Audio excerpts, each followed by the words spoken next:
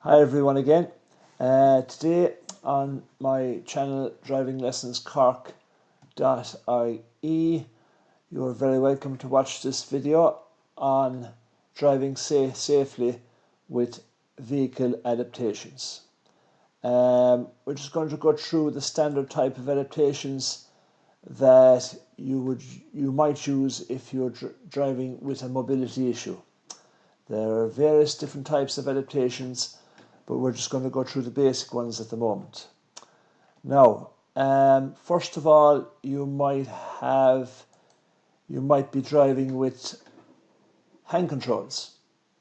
Now, first and foremost, hand controls, if you're driving with them, these consist of a steering wheel spinner here, which you use your hand to turn the wheel with, and you might have another lever here which is connected to the brake and accelerator in an automatic car to operate the brake and accelerator for you. This is a purely mechanical linkage to the brake and accelerator.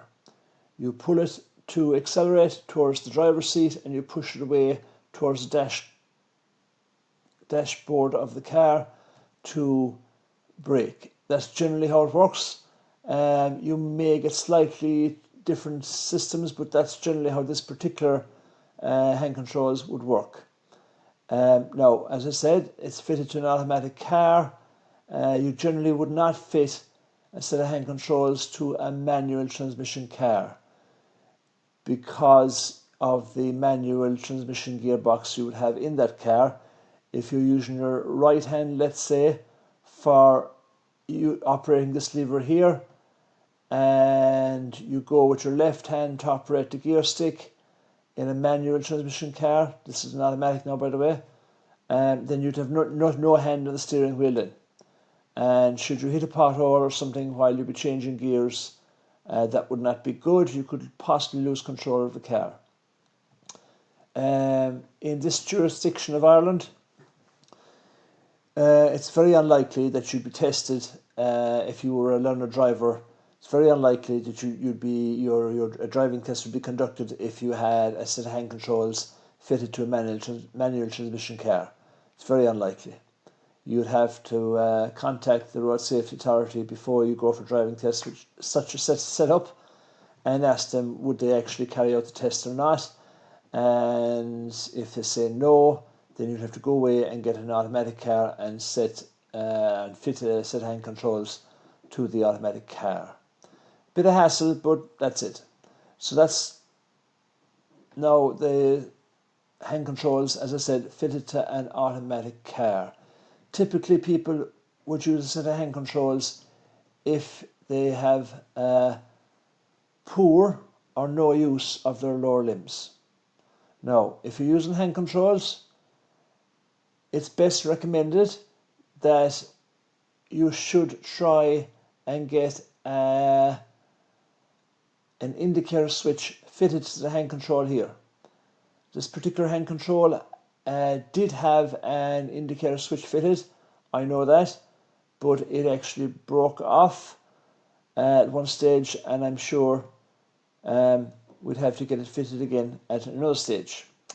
Now, it's completely recommended to have a indicator switch on the hand control, because again, if you're steering with your left hand here, and supposing the stalk and the side of the steering, the left hand side of the steering wheel has the indicators, then when you're steering with your left hand on the steering wheel spinner here, it's going to be very difficult to get across and do a change indication. If you're steering and your left hand is all the way over here on the spinner, with your right hand on the hand control here for operating the brake and accelerator. Right, that's the hand controls. Now, the only other thing I got to say about the hand controls is, if you're beginning to learn with a set of hand controls, be patient with yourself, folks. The coordination involved takes a lot of practice. A lot of practice. It takes a while, so be patient with yourself, folks, if you're learning with a set of hand controls in an automatic car, with ideally indicators fitted to the hand control lever that you use for braking and accelerating. Now we'll move on now, folks, to the automatic transmission car. Your standard automatic transmission car, if I just move this out of the way, your standard automatic transmission car has your standard accelerator pedal here on the right hand side and your brake pedal on the left of the accelerator pedal. Now, when you're driving a standard automatic transmission car, make sure that you use your right foot for the accelerator and the right foot for the brake. It's not advisable to use your right foot for the accelerator and your left foot for the brake. Ideally, your left foot should be idle and use your right foot for the accelerator or the brake, because you can't be pressing both pedals at the same time, so you just use the one foot to press either the brake or accelerator as you're driving along. Going on then to the left foot accelerator, folks, here we have it. Just open that up now. There's your right foot accelerator flipped up away there, and with this mechanism then the left foot accelerator comes down. This would be typically used by people who do not have a right lower limb, or they may have restricted usage of the right lower limb. Tricky one to get used to, lads. I wouldn't be too much in favour of recommending it to somebody who has already driven a manual transmission car.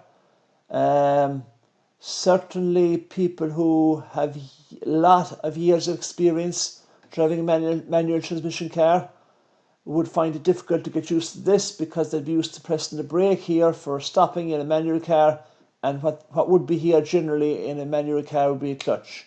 But on this occasion, if you're driving a manual car for years, you might still think this is a clutch pedal, and you've got to press when you stop, and boom, you could be into something very quick that you don't want to be into in front of you or behind you if you're in reverse gear.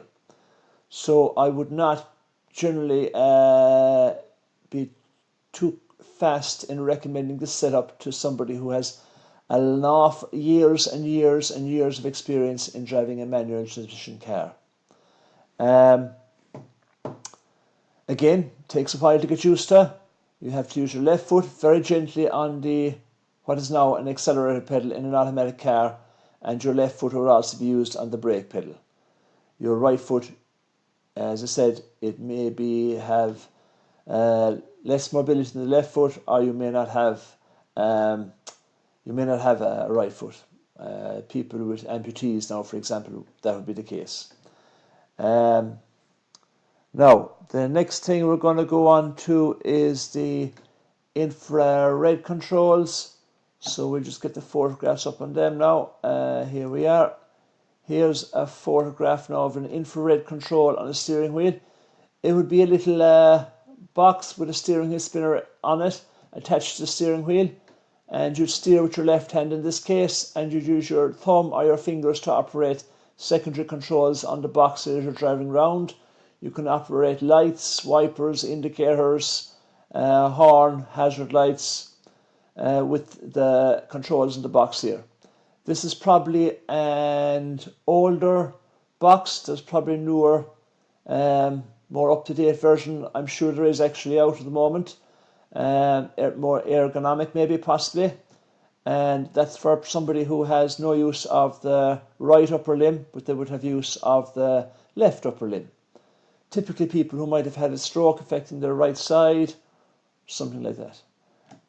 Then the other picture is of the same control, but in on the right hand side of the steering. Again, somebody who might have had a stroke or who has only use of their right upper limb for steering a car. They'd use their right hand on the spinner here and operate their fingers or their thumb for the secondary controls here. Very useful controls, folks. Little expensive, takes a little bit of practice, but you know, because you're steering a car, while you're steering you may have to be pressing buttons here as well, so again takes a little bit of practice. Be patient with yourself, folks, you'll get through it. Okay, it's a nice control. I used to like when I was driving, how you hold the control will help you operate the buttons. I would say for any of these adaptations, lads, you would need a lot of assistance with driving lessons and practice, practice, practice. Now, the final control we're going to show this evening, it's a kind of a secondary to pedals and steering, would be a handbrake adaptation. Here we have it. I just open that full now. Now, this particular handbrake extension here is a handmade one. It's a mechanical, kind of a T-bar really, with another little bar coming off it there. You just pull up the handbrake with this bar in the normal way instead of using this standard handbrake in the car. And then when you want to drop the handbrake, you push against the T-bar here, and it will push in the button on the handbrake here. Basically, that's just a glorified lever. It makes it very easy to drop a handbrake, because when you press the button in, the handbrake goes down very quick because of the weight of the adaptation on it. So it's a very easy way of operating a standard handbrake in either a manual or automatic transmission car. Of course, nowadays, folks, technology is catching up with us, and handbrakes are much easier to operate in a lot of newer cars nowadays, because they're just a button job, and when you go to take off, the handbrake, electronic handbrake, goes off itself. Now, I hope you found this video useful, folks. If you like the video, please do like the video on the button underneath this video, and possibly you might subscribe to the video on the button underneath this video as well, where it says subscribe to our channel. We'd love to have you as part of our community on this channel, so it would be great to have you along. There might be one or two links in the description too, folks, to maybe one or two of these adaptations that I have highlighted here in the video. If you want to take a look at them too, you're more than welcome. So thanks very much, folks, for looking at the video. Until later, bye for now.